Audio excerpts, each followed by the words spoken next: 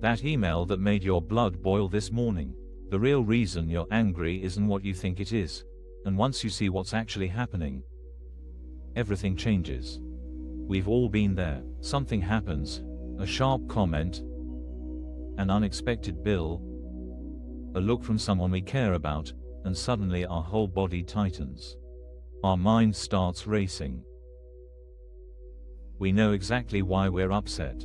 The cause is obvious. Right there in black and white. Of course we're angry. Anyone would be. But here's what we're discovering today. We're never upset for the reason we think we are. Whether it's anger, fear, worry, or frustration, the surface cause isn't the real cause. This matters because once we stop fighting the wrong battle, we can actually find peace instead of staying stuck in cycles of reactivity and blame. Think about your mind like a film projector that's been running the same movie for years. You've been yelling at the screen, trying to change what you see there. But the real problem is the film reel inside the projector. The images feel completely real and urgent when you're staring at the screen. But once you turn around and see the projector, everything shifts.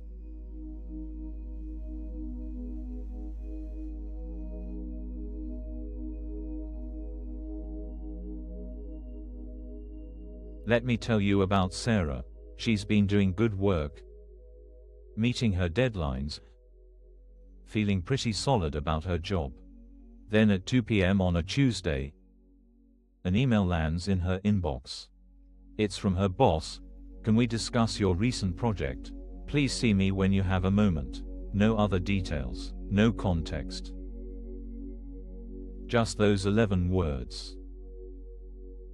Instantly, Sarah's stomach drops.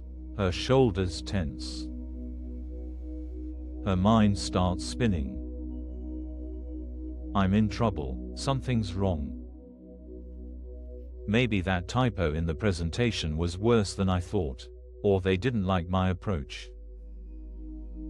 Oh God? Are they restructuring?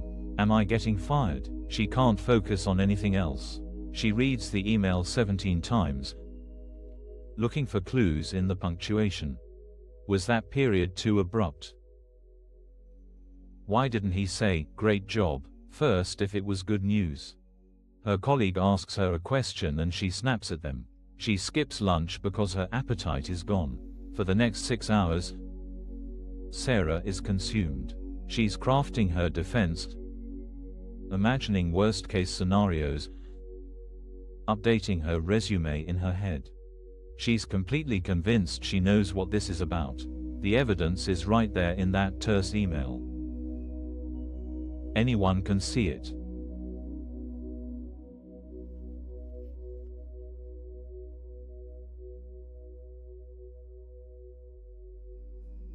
But here's what's actually happening in Sarah's mind, and in ours whenever we're upset. That projector I mentioned. It's been running the same fear-based films for years. Films about not being good enough. About being exposed as a fraud. About losing what little security we think we have. When that email arrived, it wasn't actually threatening. It was neutral, 11 words on a screen. But Sarah's projector grabbed it and said, "I know this movie. This is the one where we're in danger." And suddenly that neutral email became a horror film on her mental screen. Here's the thing about projectors. They can only show what's already on the reel. Sarah wasn't upset about the email. She was upset about the movie her mind was playing. A movie that's been running since long before she ever had this job. We all have our collection of films. That I'm going to be abandoned, real. That I'm not smart enough, real. That people are out to get me, real.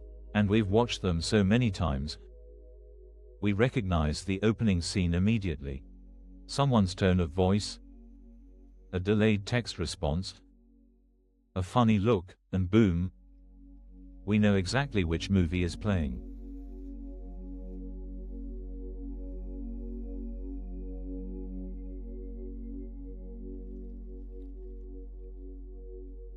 Now here's where everything changes.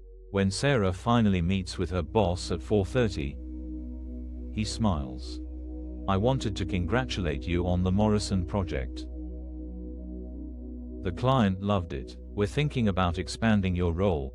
Are you interested in taking on more strategic work?" The relief floods through her body. But also something else: recognition. The threat she spent 6 hours fighting existed entirely in her own projector room. The meeting was never about failure. The email wasn't an attack. Her upset, all that stomach-churning, defensive, exhausting upset, had nothing to do with her boss or her job. This is the moment we all need to recognize. Every time we're convinced we know why we're upset, when the evidence seems absolutely clear, we're actually watching our own movie. The trigger is just what started the projector. The real source of our pain is the film we're running. Think about your last big upset. Maybe someone cut you off in traffic and you were furious for an hour. Were you really that angry about a stranger changing lanes? Or did that moment trigger your "people don't respect me" movie? Maybe your partner forgot to call and you spiraled into anxiety. Was it really about one missed call? Or did it start your "I'm not important to anyone" reel spinning?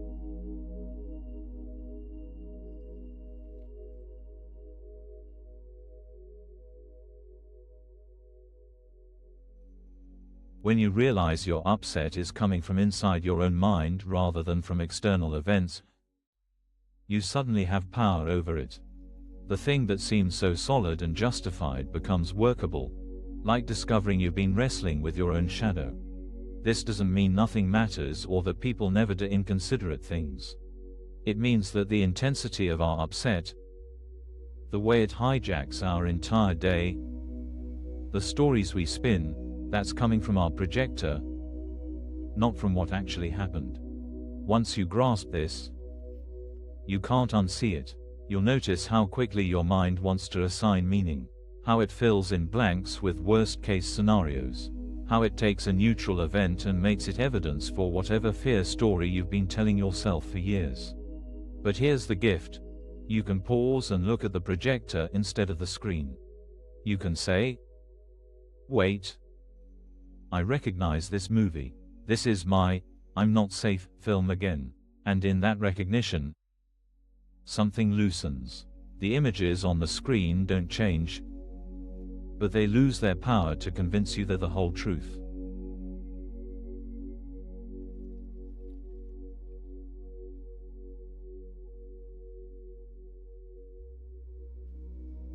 Every upset becomes an invitation to check your projector. That flash of anger when your teenager rolls their eyes. Check the projector. Is this really about disrespect? Or is your "I'm failing as a parent" movie playing? That sinking feeling when you observe others' success on social media. Look behind you. Is your "I'm falling behind" reel running again? This isn't about becoming passive or emotionless. It's about recognizing where your emotions are really coming from. Sarah still needed to have that meeting with her boss. You still need to navigate your daily challenges. But you can do it without the exhausting drama of your mental movies. When you understand that you're never upset for the reason you think, you stop wasting energy fighting shadows on the screen. You can turn around, look at the projector with curiosity instead of fear, and maybe, just maybe, choose a different film to run. The world hasn't changed. That email is still 11 words on a screen, but you're no longer a victim of your own projections. You're free to observe what's actually there, respond from clarity instead of fear, and find the peace that's been waiting behind all that mental noise. That's the shift we're after. Not a life without challenges, but a life where challenges don't automatically trigger our oldest, most painful movies. A life where we can meet each moment fresh, without the weight of all our projected fears.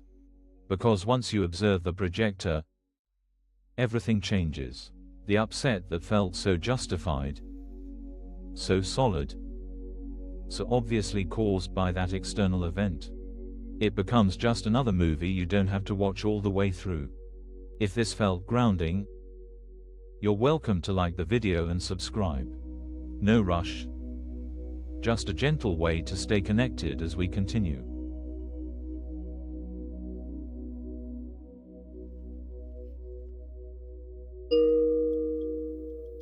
Let yourself settle into this moment. There's nowhere else you need to be right now. Just here. Just breathing. Just resting. Feel your body in the chair or wherever you're sitting. Let your shoulders drop. Let your jaw soften. There's nothing to figure out right now. Nothing to solve. Bring to mind a recent upset. Something small is fine. Just let it arise gently, like a memory surfacing in still water. Notice how your body responds even to the memory. Maybe a slight tightening, maybe a change in your breath. Now imagine you can observe the projector behind you. That upset, that story your mind told, it's just light passing through old film. The projector has been running this same reel for so long, but you're not in the movie. You're the one watching. Let yourself rest in this recognition. You don't have to change the movie. You don't have to fix anything. Just notice. You're not trapped in the story. You're the awareness that observes it. Feel the space that opens when you're not fighting the images on the screen. Feel the relief of not having to yell at shadows. There's such peace in simply observing what's happening. Breathe here for a moment. Rest in the space between you and your thoughts. Rest in the recognition that you've always been free, even when the movies felt so real. When you're ready, take a breath and gently open your eyes if they were closed. Carry this spaciousness with you. The projector will keep running. That's what minds do. But you know where you are now. You know you're not the movie. Rest in that knowing. Let it be enough for now. Thank you for practicing with us today. If you'd like, there's a link to a free digital copy of ACIM in the description.